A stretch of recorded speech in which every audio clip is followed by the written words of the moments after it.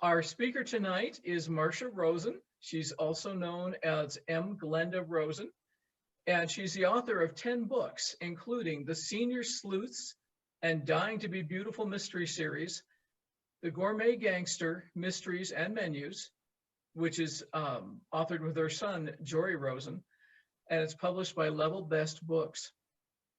She is also the author of The Women's Business Therapist, an award-winning My Memoir workbook. For 25 years, she was the owner of a successful national marketing and public relations agency, and also facilitated numerous writing programs. She continues to work with aspiring author clients, advising them on book development and marketing, and now gives writing presentations through Zoom on encouraging the writer within you, getting published, now what, including podcast and Zoom marketing for authors, writing mysteries, not a mystery, and writing from your soul. This spring, she is co-presenting a 6-part series about being an author for the National Steinbeck Center. She has published numerous articles and is a member of Sisters in Crime Los Angeles and Albuquerque, SouthWest Writers, Central Coast Writers, Public Safety Writers Association, and a board member for 2021 of the National Association of Independent Writers and Editors. Her email is her websites, www.theseniorssleuths.com and www.creativebookconcept.com.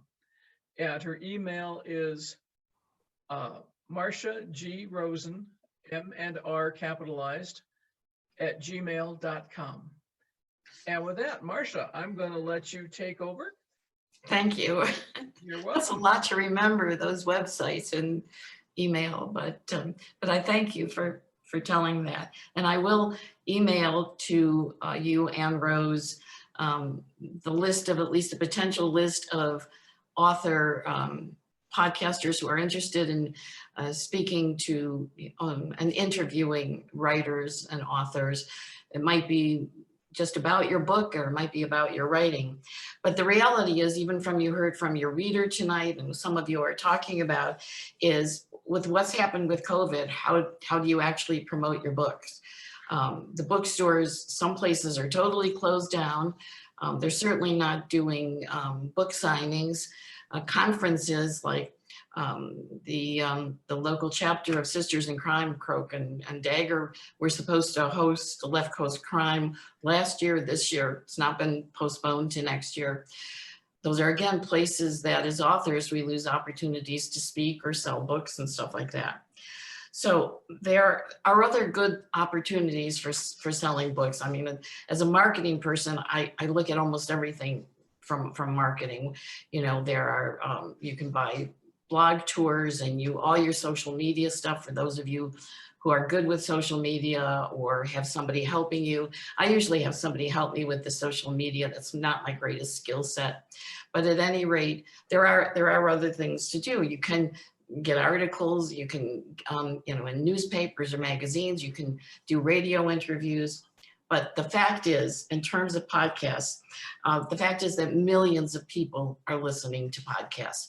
There are dozens of them. There are a number of them just on the list, 2-page list alone that I'm going to email you are the, if you Google author podcasters, I mean, there's dozens of them, and some are really good.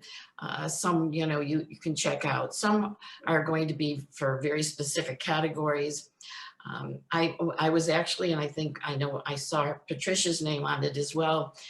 There's a woman in Farmington. Her name is Tracy Halevass. I'm not sure if I'm pronouncing that right, but she's in Farmington and she has a podcast. But a lot of them will do it as an interview, like for a radio show. Like she has it's called Right Four Corners, and then it becomes a podcast. And so I was interviewed, and then it was on the podcast. So basically, most podcasts are just like being interviewed on radio, whereas Zoom, you get, you know, the physical and you see the pictures. But in reality, to anything we talk about tonight, about the things that are about how do you book an appearance, and how should you have a successful appearance, you can really convert all of this information to also being a guest through any Zoom, because Zoom appearances, authors are doing shows and being interviewed by libraries, by bookstores, by other places. I have a number of places like that that I've had the opportunities for.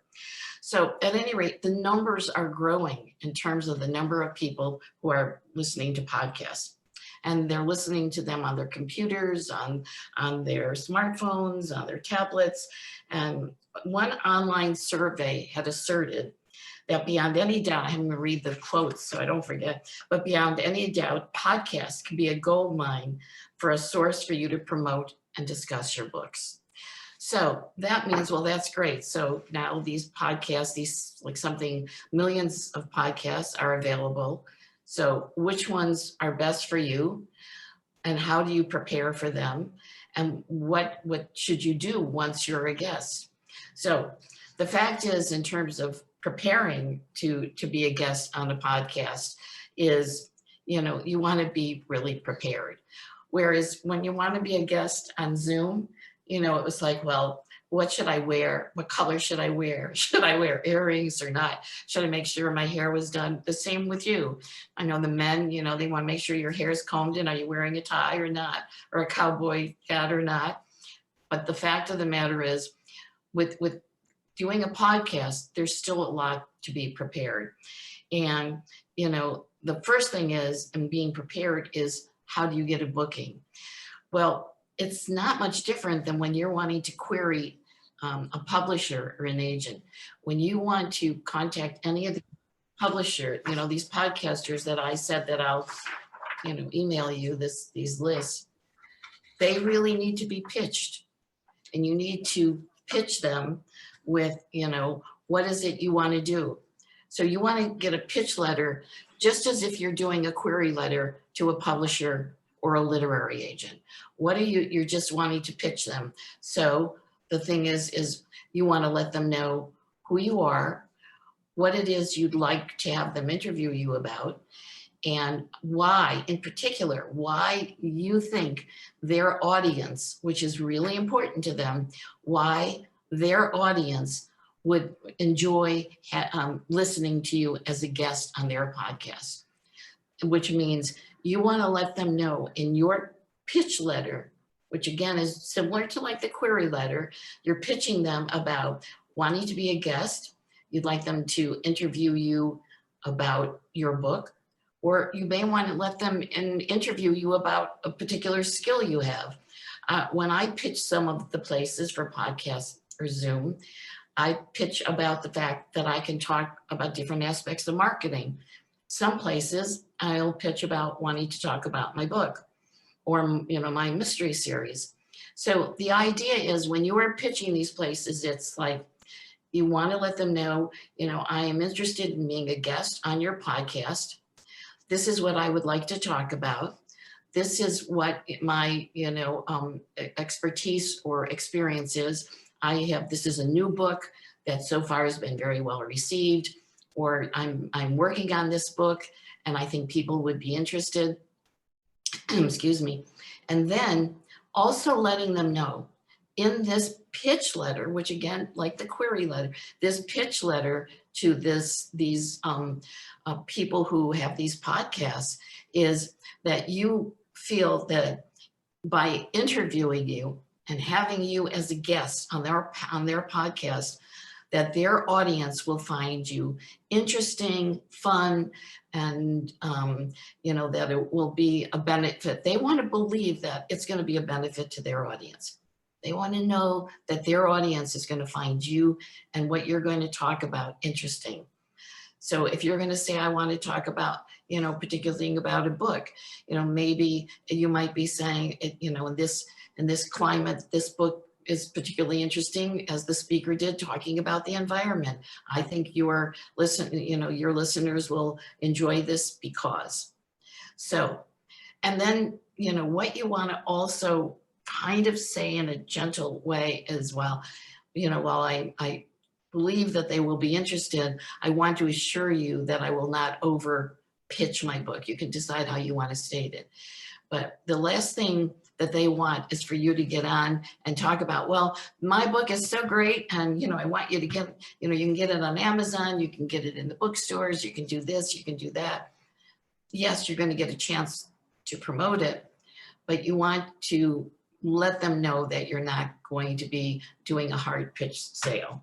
So, this is part of what, the host is going to expect of you. So they're going to do that. Now, how are you going to do this? You've got your list. This is just what I've sent you. These are just initial ones. These are, I think I've got about 20 here for you. But there's probably 100 places you could contact, but you could select which ones. So now you're going to contact them. What is the same thing when you pitch an agent or a publisher? You know what the guidelines are. This is what you're sending out. This is what you're pitching. And if you're pitching which almost everything is by email, you could pitch it if it's with your book. You could send a copy of your book. You could attach a copy of your book. You could attach a photo of yourself if you want. So in your pitch letter, if it's about your book, then if you've gotten some good testimonials, add them to the pitch letter.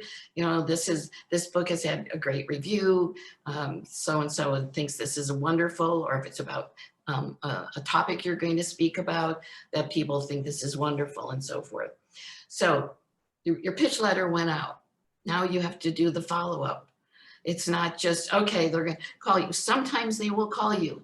I know when I contacted this Tracy in Farmington, and she got back to me and said she was interested. So we had a very nice kind of getting back and forth and communicating with each other.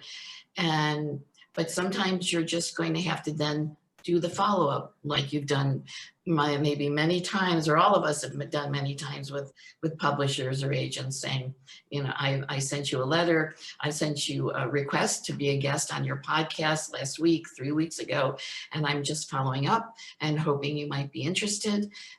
Is it possible we could schedule a date? So have this little process, little plan in place of what you're going to do to know who you're going to send it to, what you're going to send to them, and then what you're going to do to follow up. And sometimes follow up requires maybe 2 or 3 or 4 times. Sometimes they'll say to you, get back to me, or I'm not interested, call me back in a month. So you want to keep that list going, like you've done with a number of other kinds of pitches that you've had to do as authors. But again, because of the climate, because of COVID, we have been very limited in where we can promote ourselves, where we can be heard. And so again, the frustration of the bookstores and events. So I think this can be very helpful. So now the thing is, what are you going to do to be a successful guest? And there's a list of things that I've put together about being prepared in advance of just like we did when you knew I was going to be a guest here tonight. Brenda and Rose wanted to make sure they had my bio. The weeks before, they wanted my bio and my photo or some information. Earlier today, it was making sure that you had maybe the bio or the updated bio. That's going to be the same when you get an opportunity to be interviewed on a podcast. So, ABC podcast is going to contact you and say, yes, I'm interested. So they're going to want to know that you can provide them with information about yourself and your book prior to the podcast. So you're going to want to make sure that you have ready, your bio. You want to make sure that you're going to have the copy of the cover of your book. You're going to want to have the blurb about your book. And the thing you want to know about any of this, and please ask any questions if you want. The thing you want to know is when you're doing a blurb about your book and stuff, there's something in business and marketing that a couple of people have talked about. They write business books. It's called an elevator pitch. And basically it's like, you get on the first floor of an elevator, and by the 30th floor, somebody says, what do you do? You're able to tell them. So that's what you want to be able to do with what you're talking about, with what your book is when you're pitching it. So you want the host to, you want to create that the host is interested in, continuing to talk to you. But you want to be able to discuss why you wrote the book, what motivated you, and then there's a whole list of questions that can come up that you want to be prepared for. But you also want to feel like they're going to schedule you when you're going to be ready to be interviewed. And it's like anything else, like when we're getting ready to do the Zoom events, we're all kind of aware of what our background is, what we're doing. I'm always making sure that my phone is in the other room, that my cell phone is turned off. I'm sure a lot of you are as well. I think Vicky's really hungry. I'm cracking up over it. I'm sorry. Okay. So at any rate, you want to sound enthusiastic.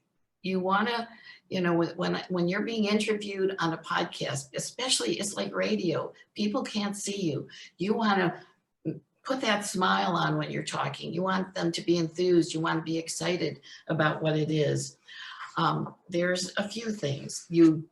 They might bring up something you've written, a book, a fiction book, about a romance like you were talking about, mystery, science fiction, historical. Basically what you want to do, they might, to stimulate, some controversy, they might say, well, what do you think of this person's book? Or what do you think of this author?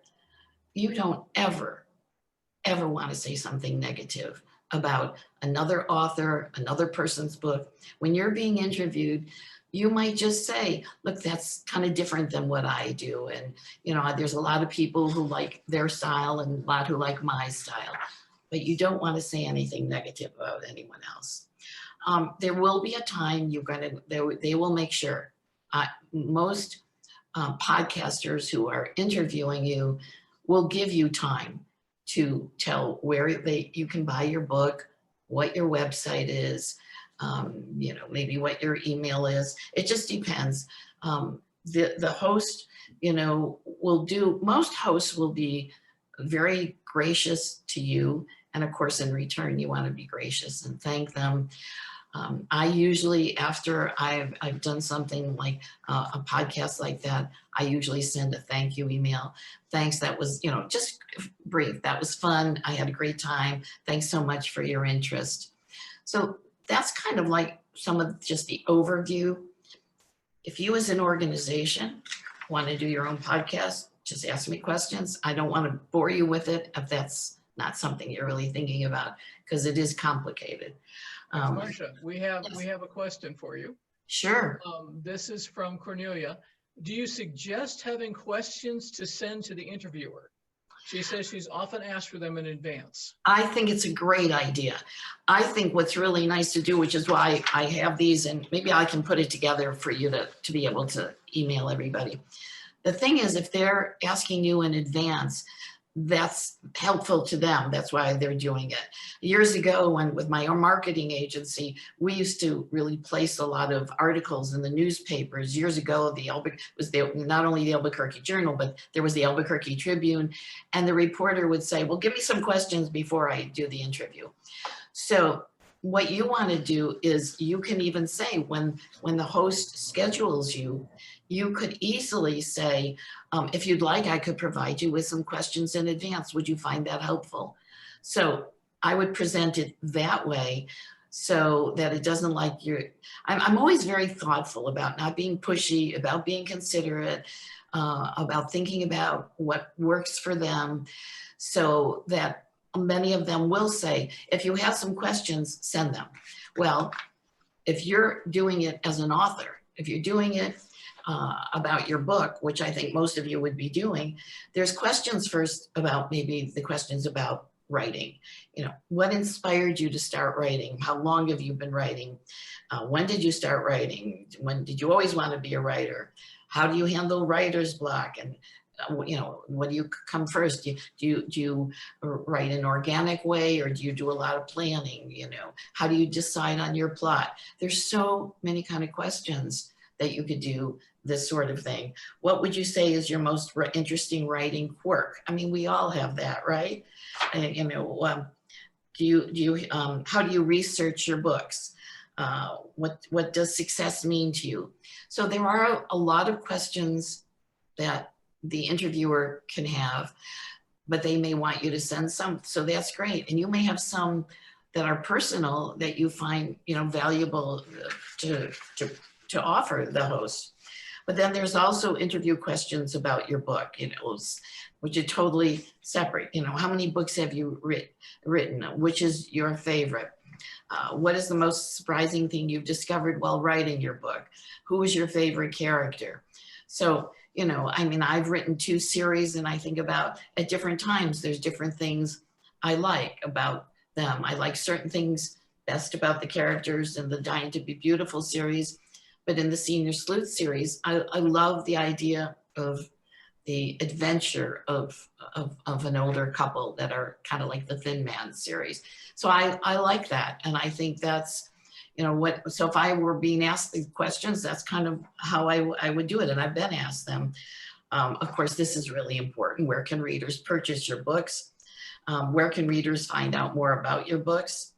Have any of your books been made into audiobooks? I get that a lot so far. Mine haven't, but there are people who have. So there's a lot of these kinds of interview questions that it's good to be prepared.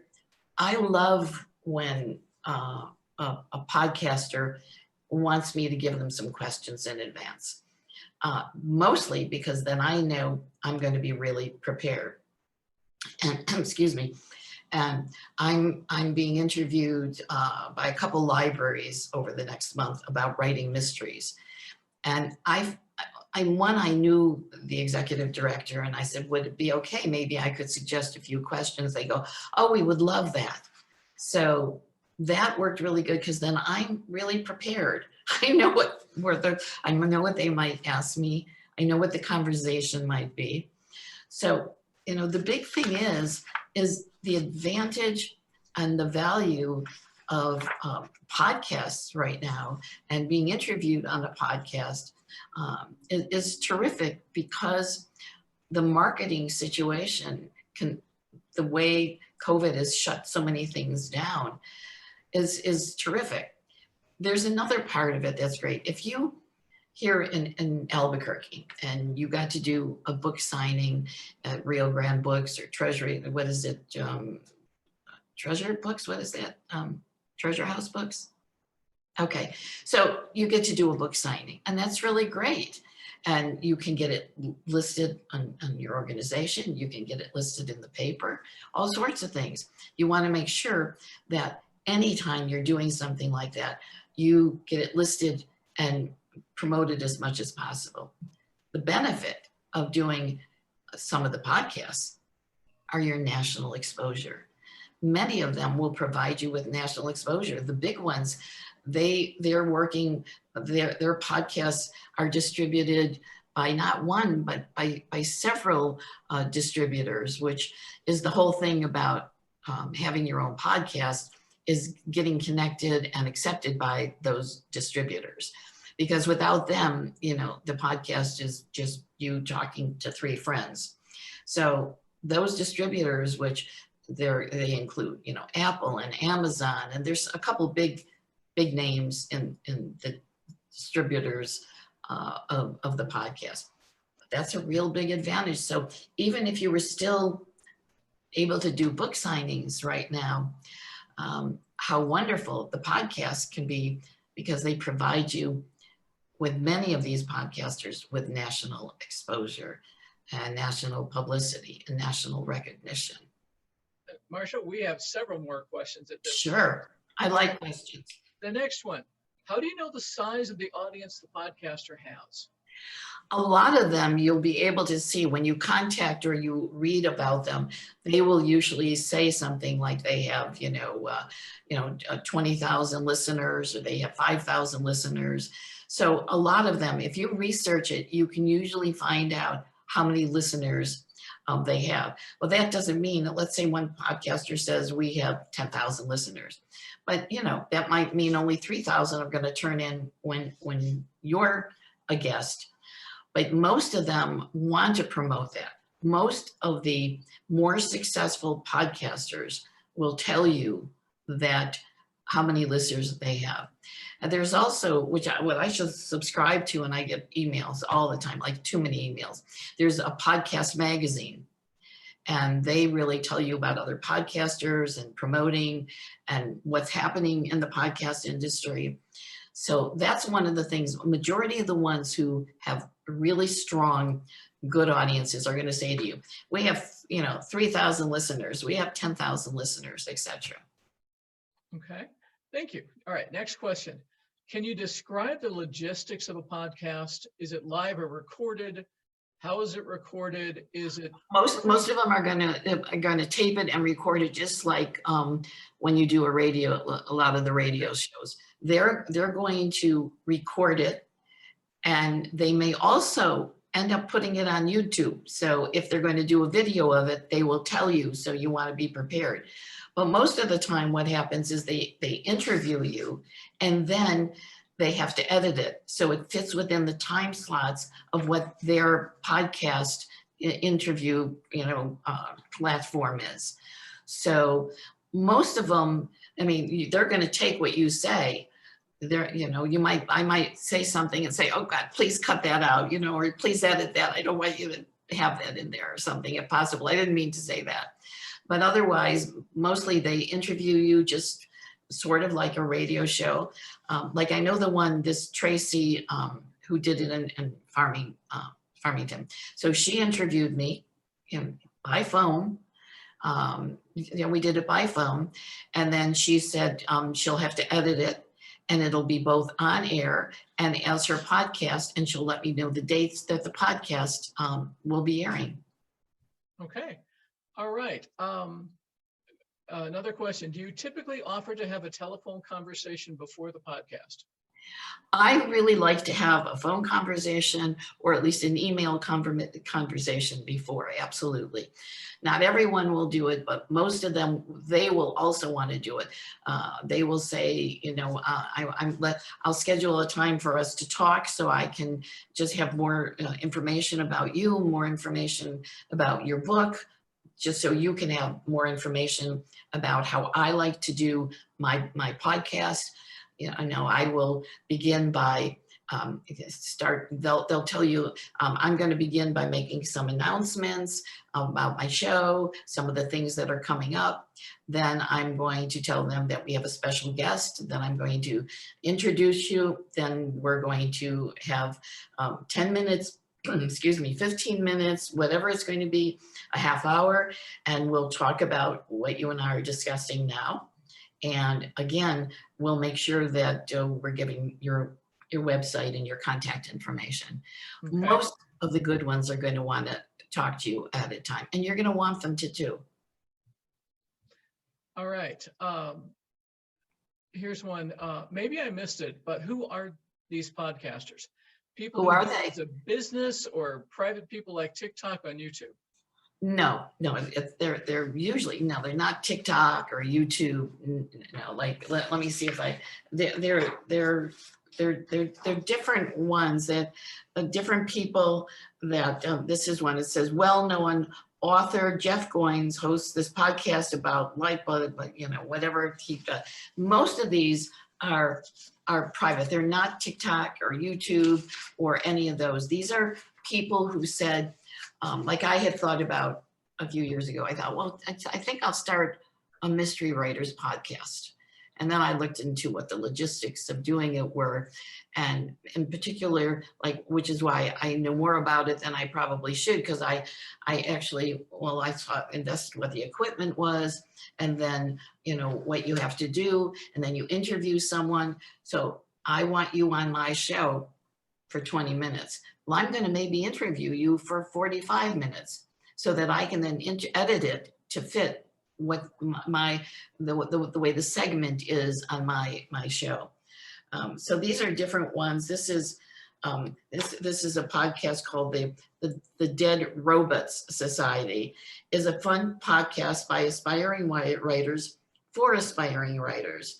And the hosts share writing insights. So they're private. It's like you could start, if you wanted to go into the whole to-do of having a podcast, this is what they do. Now, a lot of these people do it there's different reasons.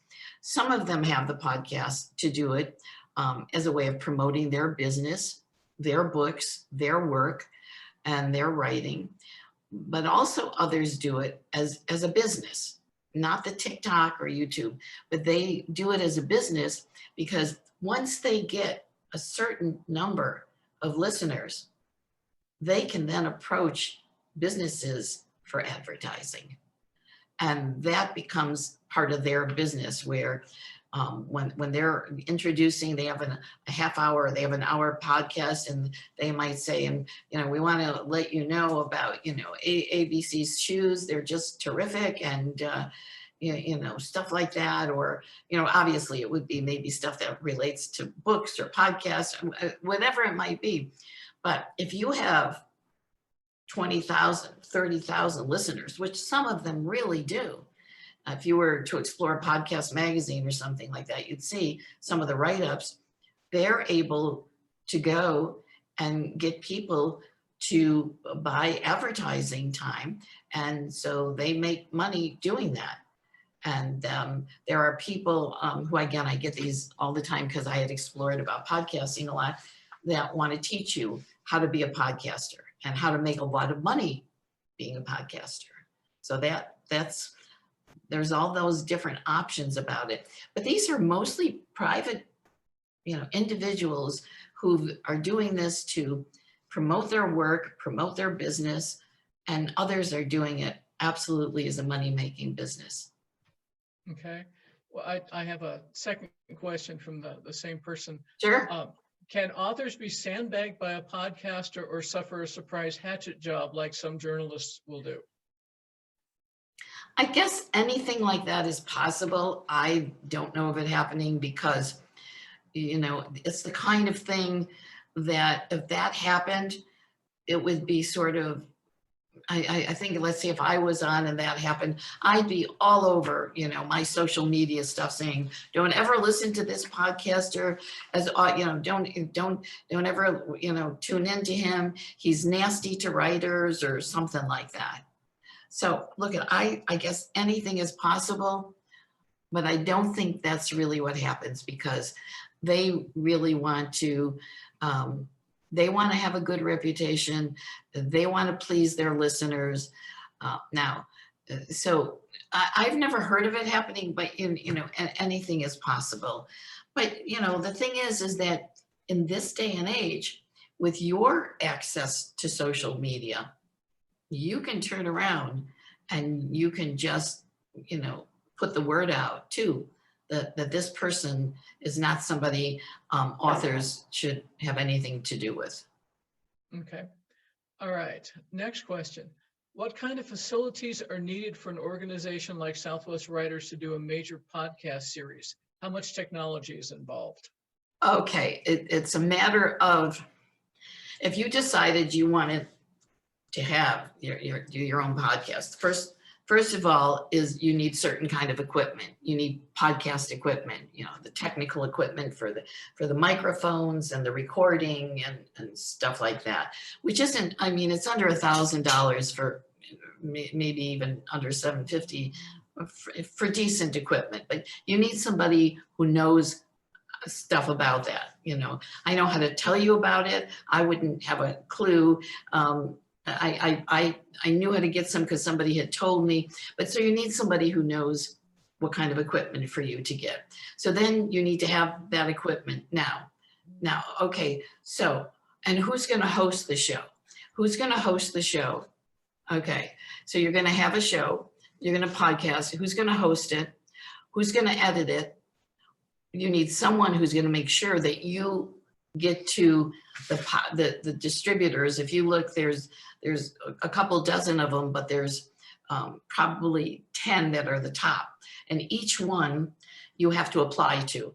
So you have to apply to each one of those, and they're called something other than distributors, but you have to apply to each one that will hopefully accept you, because those are the ones that will be in, the outlet for distributing your podcast. So then what you've got is you've got your equipment. Okay, you've gotten through that. You've got the distributors that are going to do it, Amazon, Apple, all of these others. Then you've got who's going to host it, who's going to edit it, and who's going to who's going to help schedule the guests. And then how are you going to promote it? Obviously, you can promote it through your newsletter. You can promote it to all your members. You can promote it through the other organizations possibly. That's just kind of an overview of it. Okay, thank you. Okay. All right. Okay. Another question. If you have 3,000 to 5,000 followers and friends on Facebook, would it be beneficial to create your own podcast if you were willing to host it? If you're willing to do what I had just told you, if you're willing to put in the time and the money and effort, buying the equipment, setting it up, scheduling who you're going to interview. You could interview somebody once a week or once a month. Then you're going to have to edit it after you do the interview. I don't have to tell you, I mean, I know myself, I'm guilty of this. You're talking and, you know, you're interviewing somebody and we're going, well, yeah, well, this was, yeah, and they really were really good. You've got to edit all that out. So you need to make sure you have somebody who's good at editing. And you're going to have to make sure you get through that process of who's going to distribute it. Excuse me. Sorry. And then how you're going to promote it.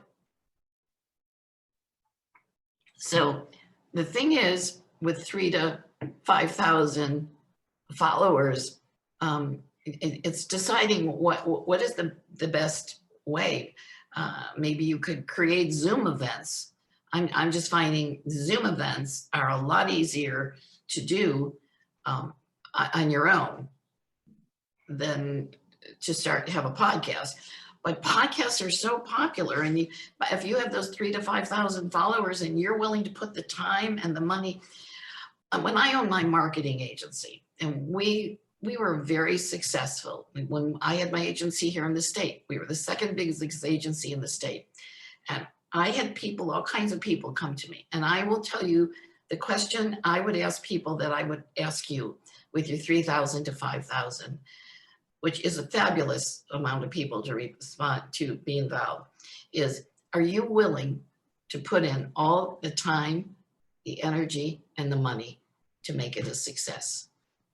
And I think that's where that comes from.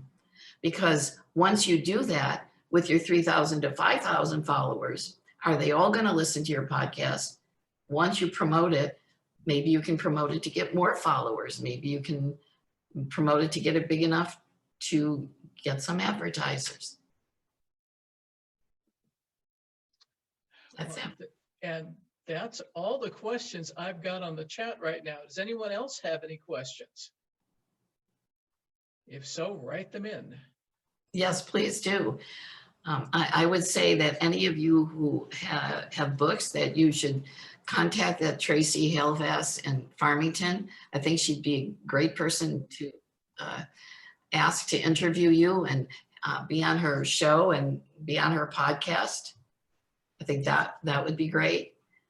And I'll email you this, but if you Googled podcasters who interview authors, I mean, there's one that says, you know, there's a list of 50. So I just pulled this list, which, as I said, I'll email to Brenda and Rose, and they have my article that I wrote. And then the questions, there's so many questions about you being an author, why you wanted to be an author, or what your book is about. It's always great if you could send them a cover of your book and the copy on the back of the book jacket. That works really great too. Okay, all right. We've got some more questions. Can you use a Zoom recording on a podcast? Wow. I have no idea. I've never thought of it. I don't know of anyone. They possibly, you know, there's people, maybe podcasters might take an interview. Let's say we were doing an interview. They may want to be recording it on their podcast. And maybe that's possible. Still, that doesn't change the dynamics of what's needed to create and get your podcast to air and for you to promote it and stuff like that.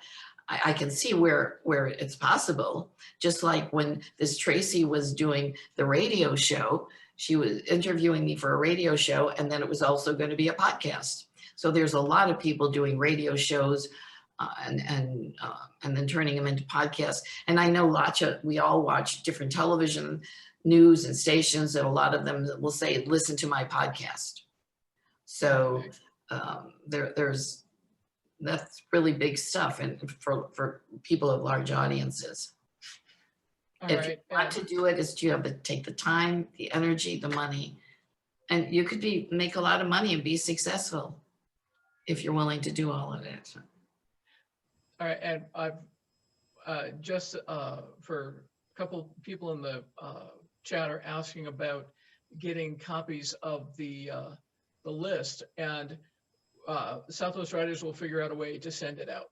So right. I knew that I sent you the article I wrote about podcasting, which is a lot of what we talked about. Yep. And I will email these to you. I purposely didn't do them beforehand because I wanted to be sure you would want them. But when we're done with this, I will email the two of you that list. Yep. And other things that you can, just begin to look at some of the others. Just Google.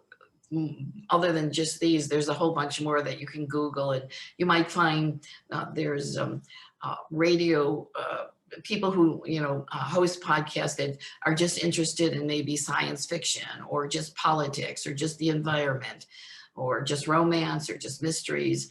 So it just depends. I think majority of the podcasters who want to interview authors like to, a wide range of authors and a wide range of topics. So for their audience, but my publisher they publish mystery books, Level Best Books, and they've started publishing a podcast show.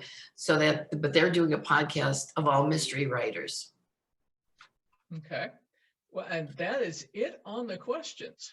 Okay, I think that I hope that I've answered a lot of your questions. I really, I want to end by really encouraging you to, at least if you want to promote your books in this day and age and in this market, is to find ways to be a guest on podcasts and find ways to be a guest on Zoom, through Zoom, because there's libraries and bookstores and other places that are, they too are hurting, and they too are looking for interesting shows and topics. So I encourage you to pursue that.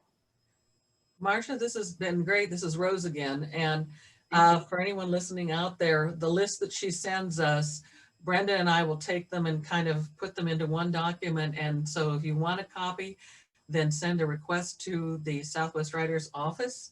And once we've got it all kind of compiled, we can just send it out to you and shotgun it to anyone who's interested in having a copy. Okay, good. Well, thank you. I really appreciate your having me as a guest, and I hope some of you will find this helpful. Well, like I said, we're really looking at the possibility. I mean, we don't have a lot of money yet, but, or that's part of it. We're trying to figure out would this cost us a lot of money if we somehow had a Southwest Writer podcast thing. So Tom Kadera is on this stream, and he was going to look into that for us.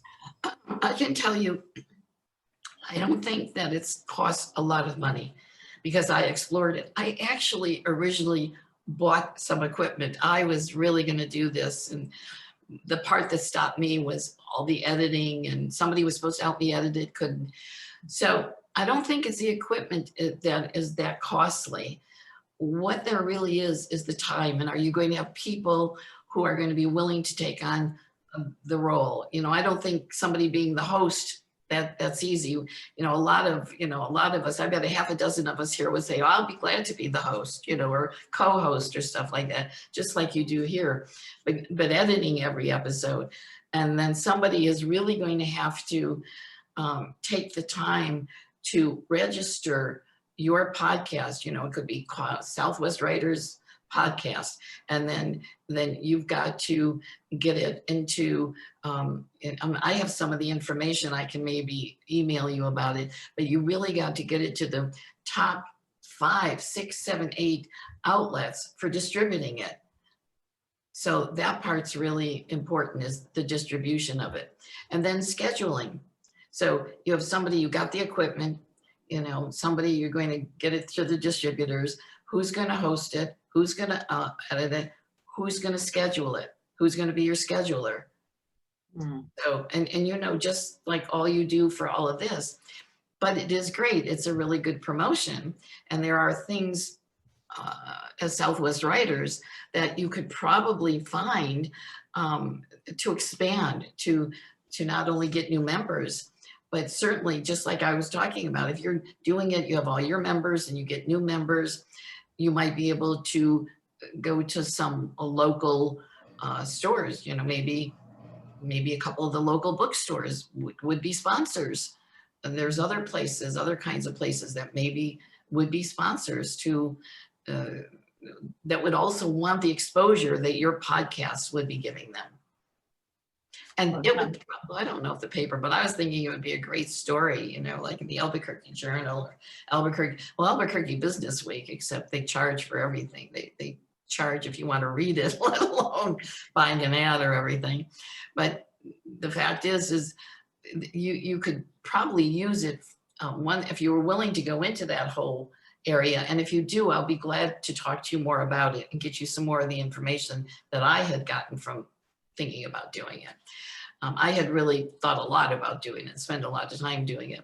So at that point, then, if you decide to do it, I think it's also, once you do all these other phases, is the marketing it to your members that, we're doing like you did all this other stuff for tonight. Brenda talked about all these other speakers that you have. You just say that, we're, once a month, once every 2 weeks, we're doing a podcast to help writers. And what is that going to be? And you can listen to it on your computer, on your smartphone. You can listen to it on your iPhone, everything, iPad. You can listen to them on so many of the types of things like that. So it's possible, but if you're looking for something different to do, it's who's going to handle. I think the cost isn't as much as who's going to handle each part of it for you, Rose. It sounds like a big undertaking. I'm not sure we're up to it, but we're gonna look into it. Yeah. And with 300 members, I mean, we've got a lot of material, a lot of people that could participate. That's right. Yeah. So, but absolutely, if you decide you want more information, I'll pull out some of the information that I had pulled together even more for you, just to give you a little bit more in depth. And in terms of, I was looking at our talking, of course, in terms of the people as authors, your audience and participants, how important and how valuable it would be for you to be interviewed periodically or often or whatever on different podcasts. But I also wanted to throw in to promote, take that same query letter and say, I'm interested in being a guest in your library or your bookstore, and if you're doing any Zoom events. And it's amazing how many are. So the podcast has a lot of possibility. I think for Southwest writers, it's really a people thing, having enough people, getting a committee and saying, okay, this is what we're going to do. Excellent.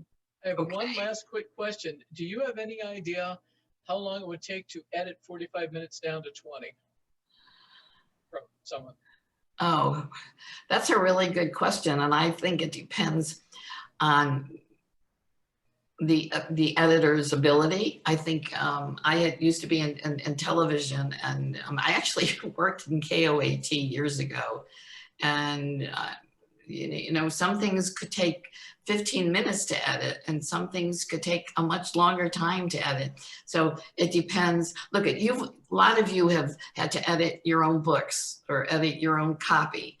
And sometimes you look at something and you go through it and you're done, you've edited it in, you know, an hour. And sometimes you go through something and go, oh my God, you know, this needs hours of editing. So I think to get something from 40 minutes down to 20 minutes, at least an hour, but it could take a couple hours depending on, and it just could take more depending on the quality of the interview,